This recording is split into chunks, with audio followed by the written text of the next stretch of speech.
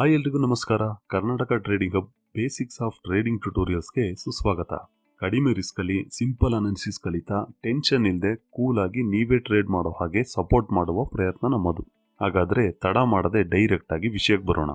ಈ ವಿಡಿಯೋನಲ್ಲಿ ನಾವು ಆಪ್ಷನ್ಸ್ ಅಂದ್ರೆ ಏನು, ಟ್ರೇಡ್ ಮಾಡೋದಕ್ಕೆ ಯಾವ ಇನ್ಸ್ಟ್ರೂಮೆಂಟ್ಸ್ ಇವೆ, ಮತ್ತೆ ಆಪ್ಷನ್ಸ್ ಟ್ರೇಡಿಂಗ್ ಯಾಕೆ ಎಲ್ಲರೂ ಮಾಡ್ತಾರೆ, ಏನ್ ಬೆನಿಫಿಟ್ಸ್ ಅನ್ನೋದ್ರ ಬಗ್ಗೆ ಸಿಂಪಲ್ ಆಗಿ ತಿಳ್ಕೊಳ್ಳೋಣ ಬನ್ನಿ. First thing first, stock market ಅಂದ್ರೆ ಏನು? ಸರಳವಾಗಿ ಹೇಳಬೇಕಂದ್ರೆ ಇದು ಖರೀದಿದಾರರು ಮತ್ತು ಮಾರಾಟಗಾರರು ಅಂದ್ರೆ ಬೈಯರ್ಸ್ ಅಂಡ್ ಸೆಲ್ಲರ್ಸ್ ಕಂಪನಿಗಳ ಷೇರುಗಳನ್ನ ವಹಿವಾಟು ನಡೆಸುವ ವೇದಿಕೆ.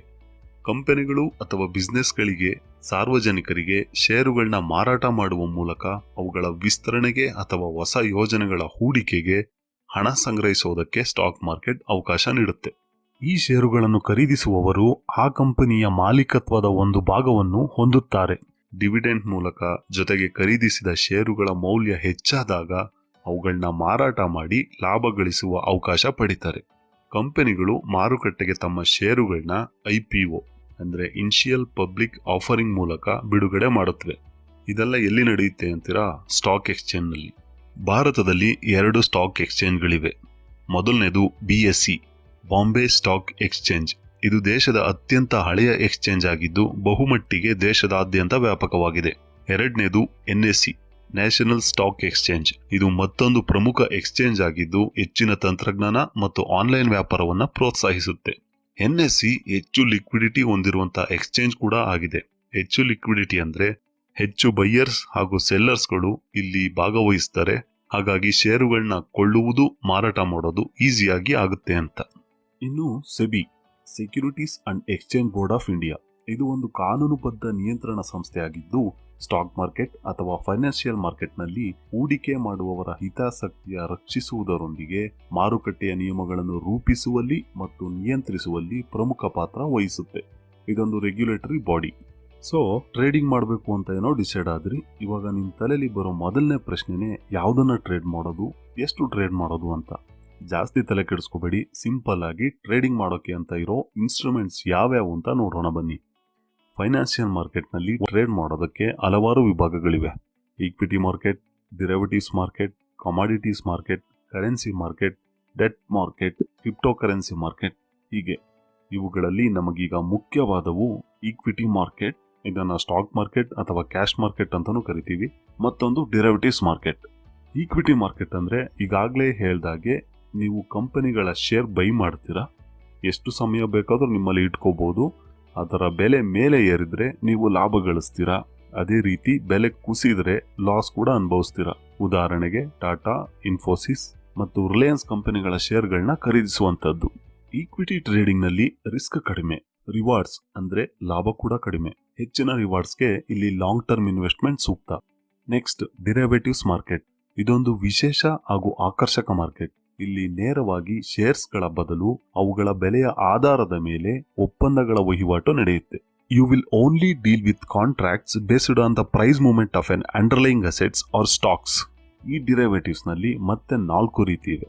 Number 1 forwards. ಇಲ್ಲಿ ರಿಸ್ಕ್ ಹೈ ಇರುತ್ತೆ, ರಿವಾರ್ಡ್ಸ್ ಮೀಡಿಯಂ, ಜೊತೆಗೆ ಲಿಕ್ವಿಡಿಟಿ ಕೂಡ ಕಡಿಮೆ. Number 2 swaps. ಇಲ್ಲಿ ರಿಸ್ಕ್ ಮೀಡಿಯಮ್ಮು ಹಾಗೇನೆ ರಿವಾರ್ಡ್ಸ್ ಕೂಡ ಮೀಡಿಯಂ, ಅಗೇನ್ ಲಿಕ್ವಿಡಿಟಿ ಕಡಿಮೆ. Number 3 futures. ಇಲ್ಲಿ ರಿಸ್ಕ್ ಮೀಡಿಯಮ್ಮು, ರಿವಾರ್ಡ್ಸ್ ಮೀಡಿಯಮ್ಮು, ಆದ್ರೆ very high liquidity. Commodities, currencies, indices, ಹೀಗೆ ಎಲ್ಲಾ ಅಸೆಟ್ ಕ್ಲಾಸ್ಗಳಲ್ಲೂ ಕೂಡ ಇದನ್ನ ಟ್ರೇಡ್ ಮಾಡ್ತಾರೆ. Next and fourth one options. ಇಲ್ಲಿ low risk high rewards potential ಇದೆ, ಜೊತೆಗೆ ಲಿಕ್ವಿಡಿಟಿ ಕೂಡ ಹೈ. ಬೈಯರ್ಸ್ ದೃಷ್ಟಿಯಿಂದ ಲೋ ಇನ್ವೆಸ್ಟ್ಮೆಂಟ್ ಜೊತೆಗೆ ಲಿಮಿಟೆಡ್ ರಿಸ್ಕ್ ಇರೋದ್ರಿಂದ ಹೆಚ್ಚು ಜನ ಆಪ್ಷನ್ಸ್ ಟ್ರೇಡಿಂಗ್ ನ ಪ್ರಿಫರ್ ಮಾಡ್ತಾರೆ. ಆದ್ರೆ ಸರಿಯಾದ ತಿಳುವಳಿಕೆ ಇಲ್ಲದೆ ಟ್ರೇಡ್ ಮಾಡಿ ಅತಿ ಹೆಚ್ಚು ಲಾಸ್ ಮಾಡ್ಕೊಳ್ಳೋರು ಕೂಡ ಆಪ್ಷನ್ಸ್ ಬೈಯರ್ ಅನ್ನೋದು ಕಟ್ಟು ಸತ್ಯ. Don't worry, Karnataka trading hub ನ ಪ್ರಯತ್ನ ನಿಮ್ಮ ಟ್ರೇಡಿಂಗ್ ಗೆ ಬೇಕಾಗಿರೋ ಬೇಸಿಕ್ಸ್ ತಿಳಿಸೋದೇ ಆಗಿದೆ. ನಾವೀಗ ಸ್ಟ್ರೈಟ್ ಆಗಿ most traded, most profitable derivative ಆದ ಆಪ್ಷನ್ಸ್ ಬಗ್ಗೆ ಹೆಚ್ಚು ತಿಳ್ಕೊಳ್ಳೋಣ. ಓಕೆ, ಒಂದು ಎಕ್ಸಾಂಪಲ್ ತಗೊಂಡು ಆಪ್ಷನ್ಸ್ ಅಂದ್ರೆ ಏನು ಅಂತ ಅರ್ಥ ಮಾಡ್ಕೊಳ್ಳೋಣ. ನಿಮ್ಮ ಹತ್ರ ಸ್ವಲ್ಪ ಗೋಲ್ಡ್ ಇದೆ. ಆ ಚಿನ್ನಕ್ಕೆ ಇವತ್ತಿನ ಪ್ರೆಸೆಂಟ್ ಮಾರ್ಕೆಟ್ ರೇಟು 5,000 ಇದೆ ಅನ್ಕೊಳ್ಳಿ. ದುಡ್ಡು ಬೇಕಿರೋದ್ರಿಂದ ಅದನ್ನ ಮಾರಾಟ ಮಾಡಬೇಕು ಅನ್ಕೋತೀರಾ. ಆದ್ರೆ ಸ್ವಲ್ಪ ದಿನದಲ್ಲಿ ಗೋಲ್ಡ್ ರೇಟ್ ಕಡಿಮೆ ಆಗುತ್ತೆ ಅಂತ ಕೆಲವರು ಹೇಳ್ತಿದ್ದಾರೆ, ಇನ್ನು ಕೆಲವರು ಜಾಸ್ತಿ ಆಗುತ್ತೆ ಅಂತಿದ್ದಾರೆ. ಸೊ ನಮ್ಗೆ ಯಾವುದೇ ರಿಸ್ಕ್ ಬೇಡ, ಇವತ್ತಿನ ರೇಟ್ಗೆ ಗೋಲ್ಡ್ ಮಾರಬೇಕು ಅನ್ಕೋತೀರಾ. ಬಟ್ ಸದ್ಯಕ್ಕೆ ನಿಮ್ಮ ಮನೆಯಲ್ಲಿ ಯಾವುದೋ ಫ್ಯಾಮಿಲಿ ಫಂಕ್ಷನ್ ಇರೋದ್ರಿಂದ 2 ಮಂತ್ಸ್ ತನಕ ನಿಮಗೆ ಗೋಲ್ಡ್ ಅವಶ್ಯಕತೆ ಇದೆ. ಈ ಪರಿಸ್ಥಿತಿಲಿ ಇದ್ದಾಗ ನಿಮ್ಮ ಹತ್ರ ಒಬ್ರು ಬೈಯರ್ ಬರ್ತಾರೆ. ನಾನು ಇವತ್ತಿನ ರೇಟ್ಗೆ ಗೋಲ್ಡ್ ಪರ್ಚೇಸ್ ಮಾಡ್ತೀನಿ ಅಂತಾರೆ. ನೀವು ಓಕೆ ಅಂತೀರ. ನಿಮ್ಮಿಬ್ಬರ ಮಧ್ಯೆ ಒಂದು ಕಾಂಟ್ರಾಕ್ಟ್ ಆಗುತ್ತೆ.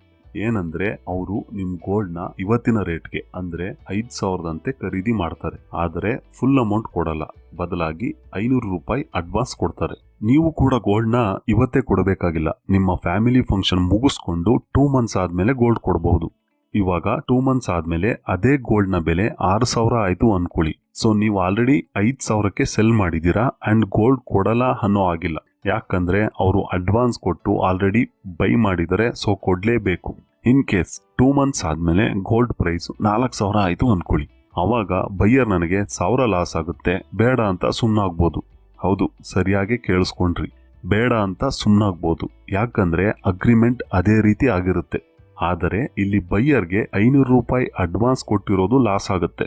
ನಿಮ್ಮ ಹತ್ರ ಗೋಲ್ಡ್ ಮತ್ತು 500 ರೂಪಾಯಿ ಅಡ್ವಾನ್ಸು ಎರಡೂ ಉಳ್ಕೊಳ್ಳುತ್ತೆ. ಆಪ್ಷನ್ಸ್ ಟ್ರೇಡಿಂಗ್ ಅಂದ್ರೆ ಇಷ್ಟೇ. ಹಿಂಗೆ ಆಪ್ಷನ್ ಟ್ರೇಡಿಂಗ್ ವರ್ಕ್ ಆಗೋದು. ಇನ್ನೊಂದು ಚಿಕ್ಕ ಉದಾಹರಣೆಗೆ ನೀವು ರಿಯಲ್ ಎಸ್ಟೇಟ್ ಎಕ್ಸಾಂಪಲ್ ತಗೋಬಹುದು. ನೀವು ಒಂದು ಹೊಸ ಮನೆ ಬಾಡಿಗೆಗೆ ತಗೋಬೇಕಾಗಿರುತ್ತೆ. ಸುಮಾರು ಮನೆ ನೋಡ್ತೀರಾ, ಅದರಲ್ಲಿ ಒಂದು ಇಷ್ಟ ಆಗುತ್ತೆ, ಆದ್ರೆ ಸ್ವಲ್ಪ ಫಿನಿಶಿಂಗ್ ವರ್ಕ್ ಬಾಕಿ ಇರುತ್ತೆ. ಓನರ್ ನೋಡಿದ್ರೆ ಎಲ್ಲ ವರ್ಕ್ ಫಿನಿಶ್ ಮಾಡ್ಸೋಕೆ 2 ಮಂತ್ಸ್ ಟೈಮ್ ಬೇಕು ಅಂತ ಹೇಳ್ತಾರೆ. ಸೊ ನೀವು ಅಡ್ವಾನ್ಸ್ ಕೊಟ್ಟು ಬುಕ್ ಮಾಡ್ತೀರಾ. ಆದ್ರೆ ಆ ಗ್ಯಾಪ್ ಅಲ್ಲಿ ನಿಮ್ಗೆ ಇನ್ನೂ ಒಳ್ಳೆ ಮನೆ ಇನ್ನೂ ಕಡಿಮೆ ರೇಟ್ಗೆ ಸಿಗುತ್ತೆ. ಸೊ ಅದನ್ನ ಫೈನಲ್ ಮಾಡ್ಕೋತೀರಾ. ಮುಂಚೆ ನೋಡಿದ ಮನೆ ಓನರ್ಗೆ ಬೇಡ ಅಂತ ಹೇಳ್ತೀರಾ. ಆದ್ರೆ ನೀವು ಕೊಟ್ಟ ಅಡ್ವಾನ್ಸ್ ನಿಮ್ಗೆ ವಾಪಸ್ ಬರಲ್ಲ. ಅಂದ್ರೆ ಆ ಅಡ್ವಾನ್ಸು ನಿಮ್ಮ ಲಾಸ್. ಹಾಗಾದ್ರೆ ಆ ಮನೆ ಓನರ್ಗೆ ನೀವು ಕೊಟ್ಟ ಅಡ್ವಾನ್ಸು ಪ್ರಾಫಿಟ್ ಇದ್ದಾಗೆ ತಾನೆ.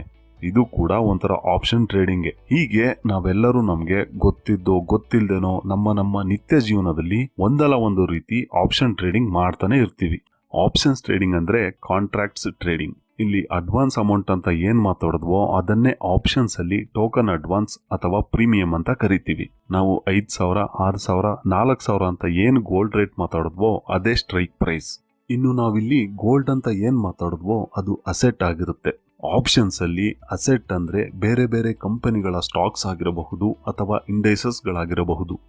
ಇಂಡೈಸಸ್ ಗಳನ್ನ ಕೆಲವು ನಿರ್ದಿಷ್ಟ ಗ್ರೂಪ್ ಆಫ್ ಸ್ಟಾಕ್ಸ್ ಗಳ ಪರ್ಫಾರ್ಮೆನ್ಸ್ ಅಳತೆ ಮಾಡೋದಕ್ಕೆ, ಟ್ರ್ಯಾಕ್ ಮಾಡೋದಕ್ಕೆ ಬಳಸಲಾಗುತ್ತೆ. ಉದಾಹರಣೆಗೆ ನಿಫ್ಟಿ 50 ಇದು NSE ಯಲ್ಲಿರುವ 50 ದೊಡ್ಡ ಹಾಗೂ ಅತ್ಯಂತ ಸಕ್ರಿಯವಾಗಿ ವಹಿವಾಟು ನಡೆಯುವ ಸ್ಟಾಕ್ ಗಳನ್ನ ಟ್ರ್ಯಾಕ್ ಮಾಡುವ ಇಂಡೈಸಸ್ ಆಗಿದೆ. ನಿಮಗೆ ಆಶ್ಚರ್ಯ ಆಗಬಹುದು, ನಮ್ಮ ದೇಶದ ನಿಫ್ಟಿ ಇಡೀ ವಿಶ್ವದಲ್ಲೇ ಅತಿ ಹೆಚ್ಚು ಟ್ರೇಡ್ ಮಾಡುವ ಡೆರಿವೇಟಿವ್ ಕಾಂಟ್ರಾಕ್ಟ್ ಆಗಿದೆ. ನಿಫ್ಟಿ 50ಯನ್ನ ಮದರ್ ಆಫ್ ಆಲ್ ಇಂಡೈಸಸ್ ಅಂತಾನೂ ಕೂಡ ಕರಿತೀವಿ. ಇದಲ್ಲದೆ NSE national stock exchange of India ಪ್ರಪಂಚದ ಅತಿ ದೊಡ್ಡ ಡೆರಿವೇಟಿವ್ ಎಕ್ಸ್ಚೇಂಜ್ ಕೂಡ ಆಗಿದೆ.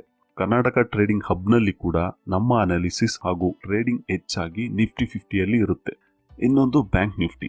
ಇದು ಕೂಡ NSE ಯಲ್ಲಿರುವ 12 ಪ್ರಮುಖ ಬ್ಯಾಂಕುಗಳ ಸ್ಟಾಕ್ಸ್ ಗಳನ್ನ ಟ್ರ್ಯಾಕ್ ಮಾಡುವ ಇಂಡೈಸಸ್ ಆಗಿದೆ. ಹೀಗೆ NSE ಯಲ್ಲಿ ಫಿನ್ ನಿಫ್ಟಿ, ಮಿಡ್ ಕ್ಯಾಪ್ ಅನ್ನೋ 12 ಇಂಡೈಸಸ್ ಗಳಿವೆ. NSE ಯಲ್ಲಿ ಒಟ್ಟು 4 ಇಂಡೈಸಸ್ ಗಳಿವೆ. ಇನ್ನು BSE ಯಲ್ಲಿ 2 ಇಂಡೈಸಸ್ ಗಳಿವೆ. ಒಂದು ಸೆನ್ಸೆಕ್ಸ್, ಇದು BSE ಯಲ್ಲಿರುವ 30 ಪ್ರಮುಖ ಕಂಪನಿಗಳ ಸ್ಟಾಕ್ಸ್ ಗಳನ್ನ ಟ್ರ್ಯಾಕ್ ಮಾಡುವ ಇಂಡೈಸ್. ಇನ್ನೊಂದು ಬ್ಯಾಂಕ್ ಎಕ್ಸ್, ಇದು BSE ಯಲ್ಲಿರುವ ಪ್ರಮುಖ ಬ್ಯಾಂಕುಗಳ ಸ್ಟಾಕ್ಸ್ ಗಳನ್ನ ಟ್ರ್ಯಾಕ್ ಮಾಡುವ ಇಂಡೈಸ್. ಇವುಗಳನ್ನೆಲ್ಲ ಟ್ರೇಡಿಂಗ್ ಇನ್ಸ್ಟ್ರೂಮೆಂಟ್ಸ್ ಅಂತ ಕೂಡ ಕರಿಬಹುದು. ಓಕೆ, ಇವಾಗ ಇನ್ಸ್ಟ್ರೂಮೆಂಟ್ಸ್ ಅಂದ್ರೆ ಆಪ್ಷನ್ಸ್ ಟ್ರೇಡಿಂಗ್ ಅಂದ್ರೆ ಏನು ಅಂತ ತಿಳ್ಕೊಂಡ್ವಿ. ಆದ್ರೆ ನಾವು ಯಾವುದೇ ಇಂಡೈಸ್ ಅಲ್ಲಿ ಆಪ್ಷನ್ಸ್ ನ ಬೈ ಆದ್ರೂ ಮಾಡಿರ್ಲಿ, ಸೆಲ್ ಆದ್ರೂ ಮಾಡಿರ್ಲಿ, ಅದಕ್ಕೆ ಒಂದು ಎಕ್ಸ್ಪೈರಿ ಡೇ ಅಂತ ಇರುತ್ತೆ. ಅಂದ್ರೆ ನಾವು ಆಪ್ಷನ್ಸ್ ಬಗ್ಗೆ ತಿಳ್ಕೋಬೇಕಾದ್ರೆ ಗೋಲ್ಡ್ ನ 2 ಮಂತ್ಸ್ ತನಕ ಇಟ್ಕೋತೀವಿ ಅಂತ ಒಂದು ಟೈಮ್ ಡ್ಯೂರೇಷನ್ ಫಿಕ್ಸ್ ಮಾಡಿದ್ವಲ್ಲ, ಅದೇ ತರ ಯಾವುದೇ ಇನ್ಸ್ಟ್ರೂಮೆಂಟ್ಸ್ ನ ಆಪ್ಷನ್ ನ ಬೈ ಅಥವಾ ಸೆಲ್ ಮಾಡಿದ್ರು ಕೂಡ ಅದನ್ನ ಹೋಲ್ಡ್ ಮಾಡೋದಕ್ಕೆ ಒಂದು ಟೈಮ್ ಲಿಮಿಟ್ ಅಂತ ಇರುತ್ತೆ, ಅದೇ ಎಕ್ಸ್ಪೈರಿ ಡೇ. ಸೊ ಪ್ರತಿ ಒಂದು ಆಪ್ಷನ್ ಟ್ರೇಡಿಂಗ್ ಇನ್ಸ್ಟ್ರೂಮೆಂಟ್ಸ್ಗೂ ಬೇರೆ ಬೇರೆ ದಿನ ಎಕ್ಸ್ಪೈರಿ ಇರುತ್ತೆ. ಅದರಲ್ಲೂ ಕೆಲವು ಇಂಡೈಸಸ್ಗೆ weekly expiry and monthly expiry ಎರಡೂ ಇರುತ್ತೆ. ಅರೆ, ಬೈ ಸೆಲ್ಲು ಎಲ್ಲ ಓಕೆ, ಆದ್ರೆ ಪುಟ್ಟು ಕಾಲು ಏನು ಯಾಕೆ ಇನ್ನೂ ಬರ್ಲಿಲ್ವಲ್ಲ ಅಂತ ಅನ್ಕೋತಿದ್ರಾ? ಇವಾಗ ಬಂತು ನೋಡಿ. ಅತ್ಯಂತ ಸರಳವಾಗಿ ಅರ್ಥ ಮಾಡ್ಕೊಳ್ಳೋಕೆ 3 ಬೇಸಿಕ್ಸ್ ಪಾಯಿಂಟ್ ಅನ್ನ ನೆನಪಿಡಿ. ಪಾಯಿಂಟ್ ನಂಬರ್ 1, ಆಪ್ಷನ್ ಟ್ರೇಡಿಂಗ್ ನಲ್ಲಿ ನಿಮಗೆ 2 ಆಪ್ಷನ್ಸ್, ಕಾಲ್ ಆಪ್ಷನ್ ಹಾಗೂ ಪುಟ್ ಆಪ್ಷನ್. ಪಾಯಿಂಟ್ ನಂಬರ್ 2, ಕಾಲ್ ಆಪ್ಷನ್ಗೆ CE, ಪುಟ್ ಆಪ್ಷನ್ಗೆ PE ಅಂತ ರೆಪ್ರೆಸೆಂಟ್ ಮಾಡಲಾಗುತ್ತೆ. ನೀವು ರಿಯಲ್ ಟ್ರೇಡಿಂಗ್ ಮಾಡಬೇಕಾದ್ರೆ CE ಹಾಗೂ PE ನೇ ಹೆಚ್ಚು ನೋಡ್ತೀರಾ. ಪಾಯಿಂಟ್ ನಂಬರ್ 3, ನೀವು ಕಾಲ್ ಆಪ್ಷನ್ ಅನ್ನ ಬೈ ಆದ್ರೂ ಮಾಡಬಹುದು, ಸೆಲ್ ಆದ್ರೂ ಮಾಡಬಹುದು. ಅದೇ ರೀತಿ ಪುಟ್ ಆಪ್ಷನ್ ಅನ್ನ ಕೂಡ ಬೈ ಆದ್ರೂ ಮಾಡಬಹುದು, ಸೆಲ್ ಆದ್ರೂ ಮಾಡಬಹುದು. ಸೊ ಸಿಇನ ಬೈ ಆದ್ರೂ ಮಾಡಬಹುದು, ಸೆಲ್ ಆದ್ರೂ ಮಾಡಬಹುದು. ಪಿಇನ ಬೈ ಆದ್ರೂ ಮಾಡಬಹುದು, ಸೆಲ್ ಆದ್ರೂ ಮಾಡಬಹುದು. ಮೊದಲು ಇಷ್ಟನ್ನ ಮಾತ್ರ ಮನದಟ್ಟು ಮಾಡ್ಕೊಳ್ಳಿ, ಹೊಸದರಲ್ಲಿ ಸ್ವಲ್ಪ ಕನ್ಫ್ಯೂಸ್ ಆಗೋ ವಿಚಾರ. ಹಾಗಾಗಿ ಈಗ ನಾವು ಕೇವಲ ಸಿಇ ಅಥವಾ ಪಿಇನ ಬೈ ಮಾಡೋ ದೃಷ್ಟಿಯಿಂದ ಮಾತ್ರ ನೋಡೋಣ, ಕನ್ಫ್ಯೂಸ್ ಆಗೋದಿಲ್ಲ ನಿಮ್ಗೆ. ಯಾವ ಆಪ್ಷನ್ನ ಯಾವಾಗ ಬೈ ಮಾಡಬೇಕು ಅನ್ನೋದನ್ನ ಈಸಿಯಾಗಿ ತಿಳ್ಕೊಳ್ಳೋಣ. ನಿಮ್ಮ ಅನಾಲಿಸಿಸ್ ಪ್ರಕಾರ ಮಾರ್ಕೆಟ್ ಈಗಿರುವ ಪೊಸಿಷನ್ ನಿಂದ ಮೇಲೆ ಹೋಗುತ್ತೆ ಅನ್ನೋದಾದ್ರೆ ನೀವು ಕಾಲ್ ಅನ್ನ ಬೈ ಮಾಡ್ತೀರಾ. ಅದೇ ರೀತಿ ಮಾರ್ಕೆಟ್ ಈಗಿರುವ ಪೊಸಿಷನ್ ನಿಂದ ಕೆಳಗೆ ಬರುತ್ತೆ ಅನ್ನೋದಾದ್ರೆ ನೀವು ಪುಟ್ ಅನ್ನ ಬೈ ಮಾಡ್ತೀರಾ. ಅಂದ್ರೆ ಮಾರ್ಕೆಟ್ ಮೇಲೆ ಹೋಗುತ್ತೆ ಅಂದ್ರೆ ಸಿಇ ಬೈ, ಮಾರ್ಕೆಟ್ ಕೆಳಗೆ ಹೋಗುತ್ತೆ ಅಂದ್ರೆ ಪಿಇ ಬೈ.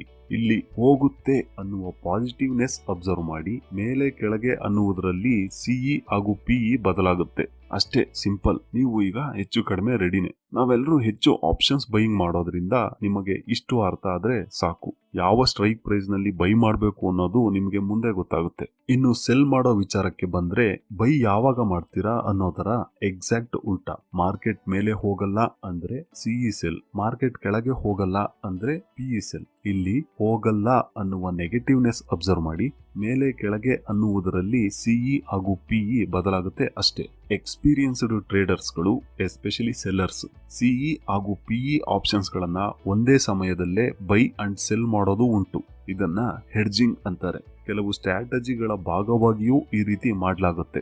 ನಿಮಗೂ ಎಕ್ಸ್ಪೀರಿಯನ್ಸ್ ಆಗ್ತಾ ಆಗ್ತಾ ಆ ಯಶಸ್ಸನ್ನ ಕಾಣ್ತೀರಾ, ಪ್ರಾಫಿಟಬಲ್ ಟ್ರೇಡರ್ಸ್ ಆಗ್ತೀರಾ ಅನ್ನೋ ನಂಬಿಕೆ ನಮಗಿದೆ. ಆಪ್ಷನ್ ಟ್ರೇಡಿಂಗ್ ಒಂದು ಅದ್ಭುತವಾದ ಹೂಡಿಕೆಯ ಮಾರ್ಗ, ಆದ್ರೆ ಸಮರ್ಪಕ ಜ್ಞಾನ ಮತ್ತು ತಂತ್ರಜ್ಞಾನದೊಂದಿಗೆ ಮಾತ್ರ.